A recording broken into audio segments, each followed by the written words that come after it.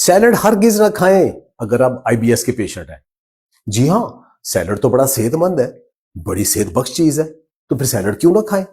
आमतौर पे हमारे यहाँ बड़ी आबादी आईबीएस का शिकार है, यानी वो लोग जो दिन में उनको कई दफा वॉशरूम में जाना पड़ता है और उनका पहले ही पेट लूज रहता है। जब वो ज्यादा सैलड का इस्तेमाल करते हैं जिसमें इनसॉल्युबल फाइबर बहुत ज्यादा है, यानी कि गैर हल पजीर फाइबर बहुत ज्यादा है, तो उनका पेट और लूज हो जाता है। उन्हें समझ नहीं लगती कि हम बड़ी हेल्दी फूड खा रहे हैं, हम तो सैलड खा रहे हैं, फिर हमारा पेट क्यों लूज रहता है। उसकी एक बड़ी वजह जरूर से ज्यादा फाइबर है और उन लोगों के लिए ज्यादा फाइबर ठीक नहीं है। अगर आईबीएस के पेशेंट जिनको दिन में कई दफा वॉशरूम जाना पड़ता है, अगर वो कुछ अरसा बिल्कुल भी सैलड खाना छोड़ देंगे, फाइबर को बहुत भी कम कर देंगे, तो उनका मैदा खराब होने की बजाय बेहतरी की तरफ जाएगा और हो सकता है वो दिन में एक दफा वॉशरूम जाना शुरू कर दे। इस बात को आमतौर पे लोग एक्सेप्ट नहीं करते। होता यह है कि जो हमारे कुछ बैक्टीरिया ऐसे होते हैं जो लार्ज इंटेस्टाइन वाले, वो स्मॉल इंटेस्टाइन और ड्यूडेनम में आ जाते हैं और उनको जब फाइबर मिलता है और साथ उन्हें शुगर मिलती है तो वो बहुत ज्यादा गैसेस पैदा करते हैं और मैदा लूज हो जाता है। अब ये फाइबर जिन लोगों को कब्ज रहती है, जब वो फाइबर खाना छोड़ दें कब्ज रहती है, उनके लिए फाइबर बहुत अच्छा है।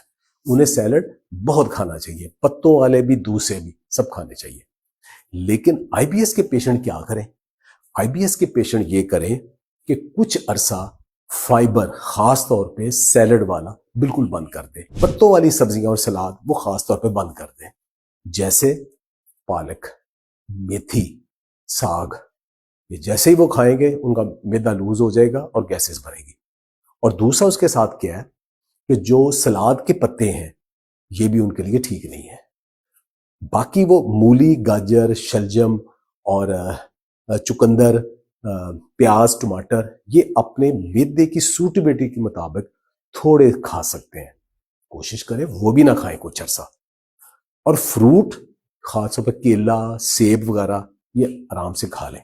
माल्टे के अंदर भी फाइबर बहुत होता है, तो ऐसे पेशेंट जब ज्यादा माल्टे भी खाते हैं तो उन्हें गैसेस भी बनती हैं और पेट भी लूज होता है। तो अब वो समझेंगे कि हम तो बड़ा सेहत समझ के ऑमलेट के अंदर भी बहुत सब्जियां डालते थे, दोपहर को भी इतना इतना सैलड खाते थे, तो हमें समझ नहीं लगती कि हमारा मैदा क्यों लूज होता है। वो इस वजह से लूज हो रहा है। उनकी हसासियत आंतों की बहुत ज्यादा है। जब हसासियत ज्यादा हो जाती है तो फिर मैदा लूज होना शुरू हो जाता है।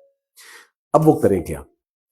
एक तो ये करें कि कुछ अरसा सलाद ना खाएं, उससे उनके मैदा बेहतरी की तरफ जाना शुरू हो जाएगा। सिर्फ वो वाले सलाद, पत्तों के अलावा दूसरे और सब्जियां भी थोड़ी कम खाएं। गोभी वगैरह भी थोड़ी कम खाएं, शलजम खा लें, बाकी चीजें खा लें, मटर खा सकते हैं। जो फ्रूट के अंदर भी माल्टे थोड़े कम खाएं, सेब, केला उनके लिए बेहतरीन है। बहुत ज्यादा हाई फाइबर वाले ब्रेड और रोटियां भी वो थोड़ी कम कर दें। अब कहेंगे कि उनके अंदर तो उनकी मैदे की मूवमेंट उनकी तो पहले ही तेज है, जब सैलड जाएगा तो मूवमेंट और तेज हो जाएगी। हमने तो उस मूवमेंट को स्लो करना है ताकि उनकी थोड़ा सा वो दिन में एक दफा वॉशरूम जाए बार बार जाने की बजाय। एक और चीज, अगर उन्हें कभी कॉन्स्टिपेशन हो जाए तो क्या करें? वो इसबगोल का छिलका या चिया सीड हफ्ते में एक आध दफा ले ले, वो उनके लिए काफी है। क्या जो मिनरल्स, विटामिन्स इंपॉर्टेंट है सलाद के अंदर वो उससे मिस नहीं हो जाएंगे? वो तो बड़े सेहत बख्श है। आपको गोश्त के अंदर, दालों के अंदर सारे मिल जाएंगे।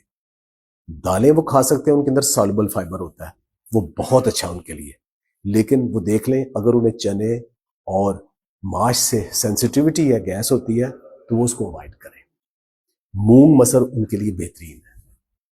सैलड कम करें, 2-4 माह बिल्कुल भी छोड़ दे तो कोई बात नहीं, उसके बाद थोड़ा थोड़ा खाना शुरू कर दे, इंशाल्लाह वो बेहतरीन हो जाएंगे।